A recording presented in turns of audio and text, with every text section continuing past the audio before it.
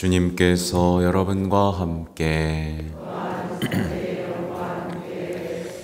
요한이 전한 거룩한 복음입니다. 주님 영광 받으소서.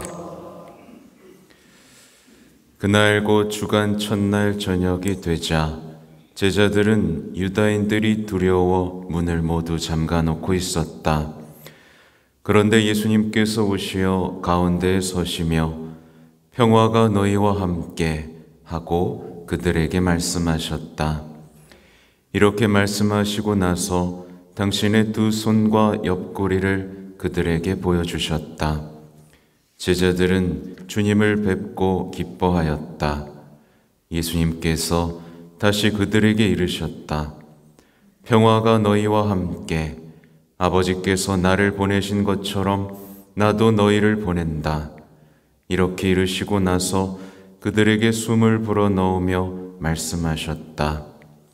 성령을 받아라. 너희가 누구의 죄든지 용서해 주면 그가 용서를 받을 것이고 그대로 두면 그대로 남아있을 것이다. 12 제자 가운데 하나로서 쌍둥이라고 불리는 토마스는 예수님께서 오셨을 때에 그들과 함께 있지 않았다. 그래서 다른 제자들이 그에게 우리는 주님을 배웠소 하고 말하였다. 그러나 토마스는 그들에게 나는 그분의 손에 있는 못자국을 직접 보고 그 못자국에 내 손가락을 넣어보고 또 그분 옆구리에 내 손을 넣어보지 않고는 결코 믿지 못하겠소 하고 말하였다. 8일 뒤에 제자들이 다시 집 안에 모여 있었는데 토마스도 그들과 함께 있었다. 문이 다 잠겨 있었는데도 예수님께서 오시어 가운데에 서시며 평화가 너희와 함께 하고 말씀하셨다. 그러고 나서 토마스에게 이르셨다. 내 손가락을 여기 대보고 내 손을 보아라. 내 손을 뻗어 내 옆구리에 넣어보아라. 그리고 의심을 버리고 믿어라. 토마스가 예수님께 대답하였다. 저의 주님, 저의 하느님. 그러자 예수님께서 토마스에게 말씀하셨다. 너는 나를 보고서야 믿느냐? 보지 않고도 믿는 사람은 행복하다. 예수님께서는 이 책에 기록되지 않은 다른 많은 표징도 제자들 앞에서 일으키셨다. 이것들을 기록한 목적은 예수님께서 메시아시며 하느님의 아드님이심을 여러분이 믿고 또 그렇게 믿어서 그분의 이름으로 생명을 얻게 하려는 것이다. 주님의 말씀입니다.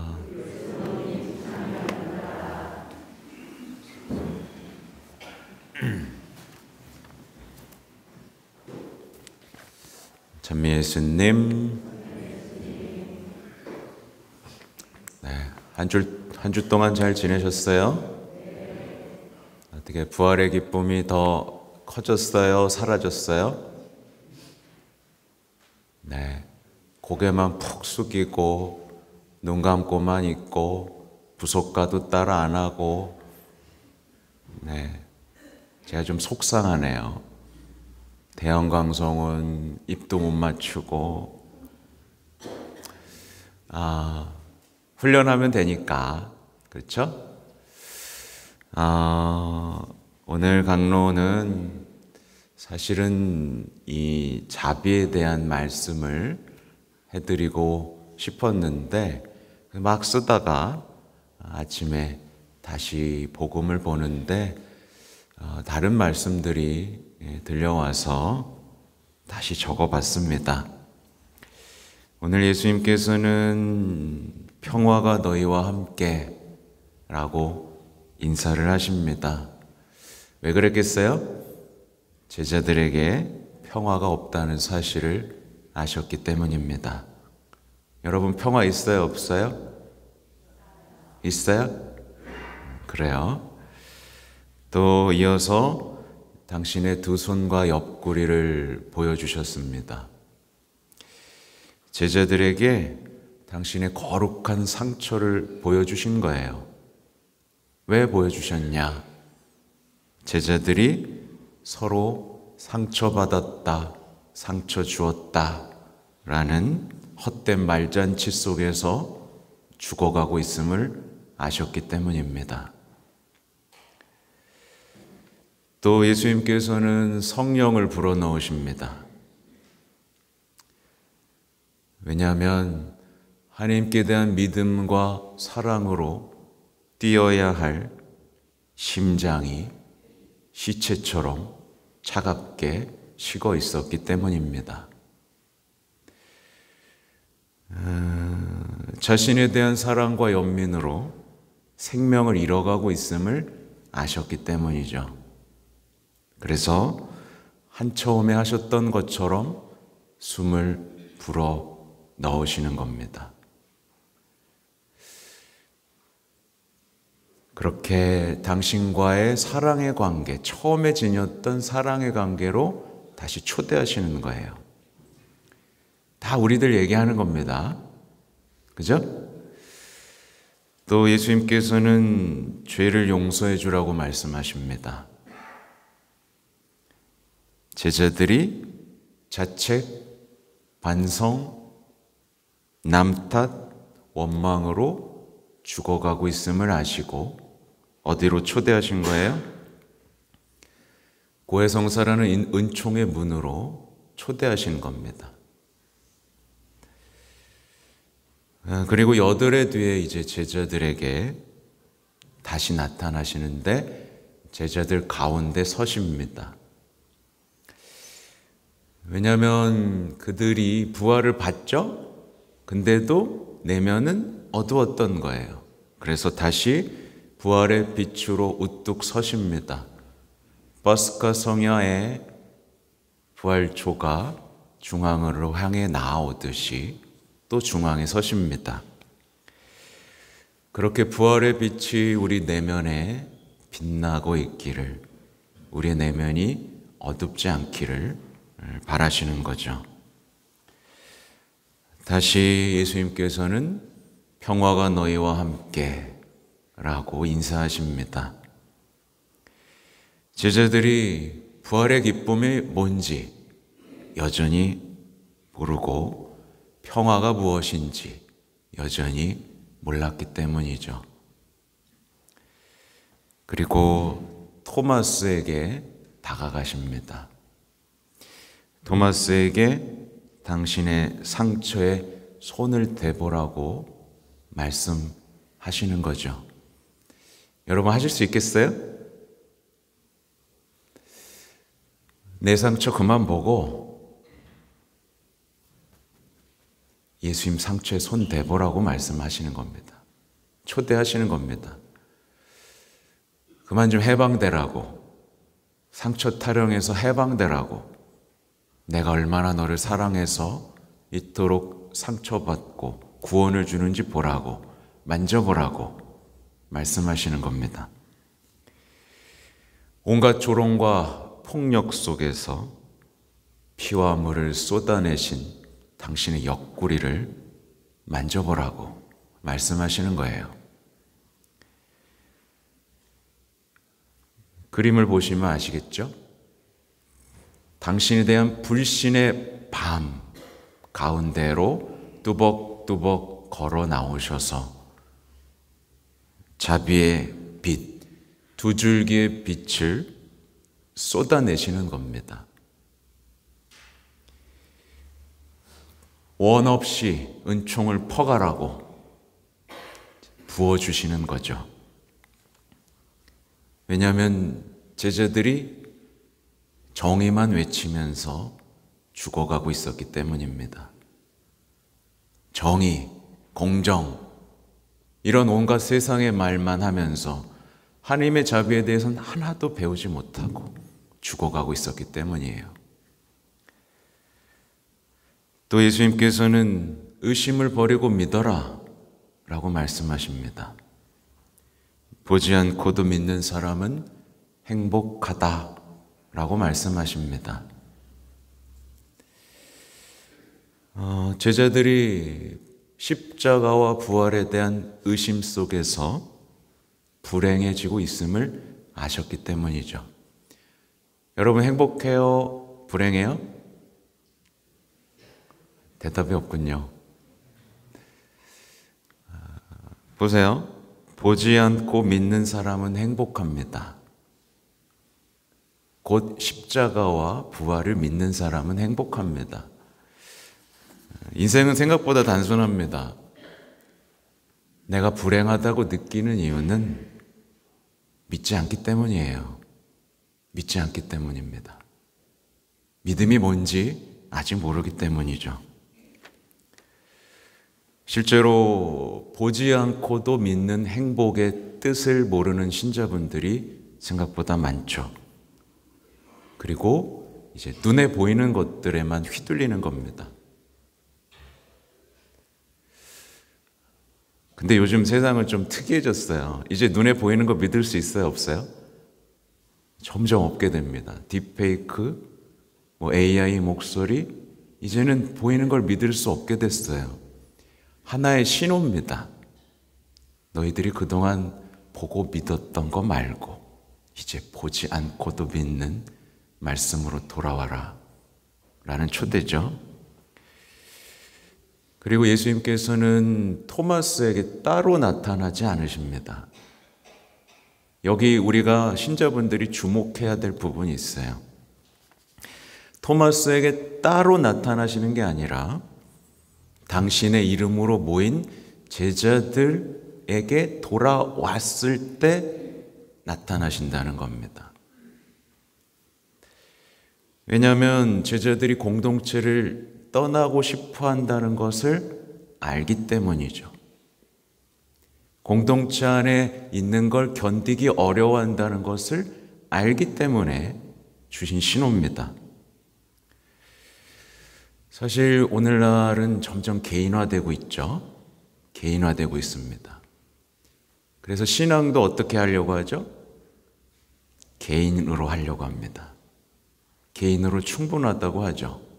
근데 개인이었던 토마스가 예수님을 만났어요? 못 만났어요? 못 만났습니다. 여기에 주목하세요. 내가 아직도 예수님을 만나지 못하고 부활의 기쁨을 누리지 못하고 있다면 그 사람은 개인으로 신앙생활하고 있을 겁니다. 서로 신뢰하는 일에 지쳤고 서로에 대한 증오와 의심 속에 갇혔고 공동체에 대한 실망과 상처로 계속 떠나고 있기 때문에 그는 예수님을 만나지 못합니다. 예수님께서는 공동체 없이는 당신을 만날 수 없다고 말씀하고 계신 거예요. 그래서 교회를 세우신 거죠. 공동체 없이는 부활하신 예수님의 얼굴을 마주할 수 없을 것이다 라고 말씀하시는 겁니다. 예수님께서는 제자들의 공동체를 찾아가셨어요. 근데 이 제자들의 공동체 어땠어요? 속된 말로 찌질했습니다. 배신자들의 모임이었죠. 의심하는 사람들의 모임이었죠. 겁쟁이들의 모임이었죠. 슬퍼하는 사람들의 모임이었죠. 그죠? 완벽하지 않았죠? 근데 예수님이 여기에 찾아오십니다. 이 말이 뭐냐? 완벽한 공동체 찾지 말라는 얘기입니다. 그러니까 오늘날 많은 사람들이 예수님을 만나질 못해요. 신앙의 감도 못 잡습니다. 죄가 뭐야? 고해성사 너무 어려워. 봉사활동은 힘들어. 감도 못 잡고 있습니다. 때때로는 감동적인 종교 행사를 찾습니다. 노래가 있으면 좋아해요. 흥미롭고 위로를 주는 강론을 하면 좋아합니다.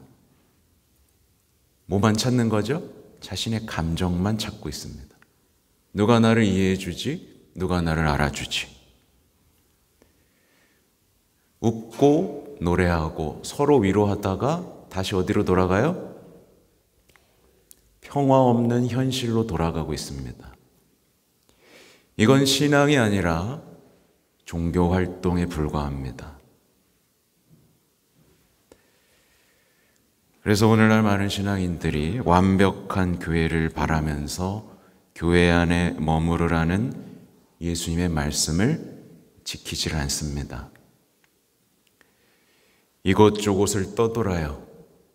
이 성당, 저 성당, 그리고 익명의 신앙인으로 남습니다. 떠돌이 신앙인으로 남고 상처받은 관광객으로 이것저것을 떠돕니다. 토마스처럼 떠나고 의심하고 상처받았다고 외치면서 평생 예수님을 만나지 못하는 신앙. 예수님께서는 이것이 무엇인지를 알려주고 계신 거죠. 다시 한번 말씀드리지만 교회는 눈으로 보기에 완벽하지 않습니다. 그러나 교회는 그리스도의 몸입니다. 교회 어머니는 성모님이시고요. 그래서 교회에 머무르라는 도전을 여러분은 받아들여야 됩니다. 이 도전을 통해서 여러분은 부활하신 예수님을 만날 수 있죠. 그래서 보면 그래서 좀 열심히 하시는 분들 뭐 레지오나 여러 단체 하죠? 근데 곧 견뎌요? 못 견뎌요? 못 견딥니다. 바로 그 견디지 못하는 그 시간을 넘어서야 만날 수 있는데 나한테 가장 필요한 것을 선물해 주는 그 고통과 은총의 밤을 믿음으로 견디지 못하는 거죠. 결국 다 불만과 나는 나는 정의롭고 나는 좋은 사람이다를 외치면서 어때요? 예수님과 멀어지고 있는 겁니다. 이것이 곧 교만이라고 볼 수 있죠. 예수님께서는 우리가 함께 기도하는 것에 지치는 것을 아셨기 때문에 또 누굴 보내주시죠? 성모님을 보내주십니다. 그래서 제자들은 성모님과 함께 기도하다가 성령을 받고 부활의 증인으로 나가죠. 그래서 이 시대에 성모신심 단체가 그래도 유일하게 남아있는 이유입니다. 서로 믿고 보기 싫어도 함께 기도할 수 있도록 어머니를 주신 거예요. 그래서 형제들 엄마 있을 땐 그래도 모이죠? 근데 엄마 돌아가면 봐요, 안 봐요? 안 봐요. 비슷한 일이 벌어지고 있는 겁니다.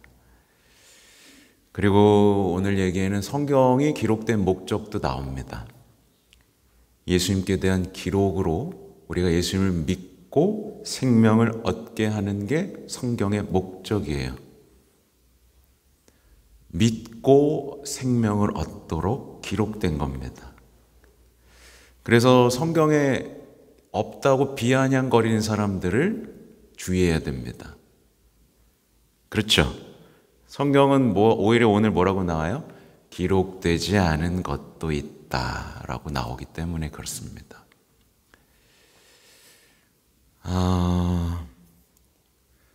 마지막으로 드리고 싶은 말씀은 신앙에 겉도르고 있죠. 만약에 어떤 분이 그냥 의무감에 나오고 마음은 퍽퍽하고 메마르고 그렇다면 오늘 예수님께서 바라시는 것은 딱 하나입니다.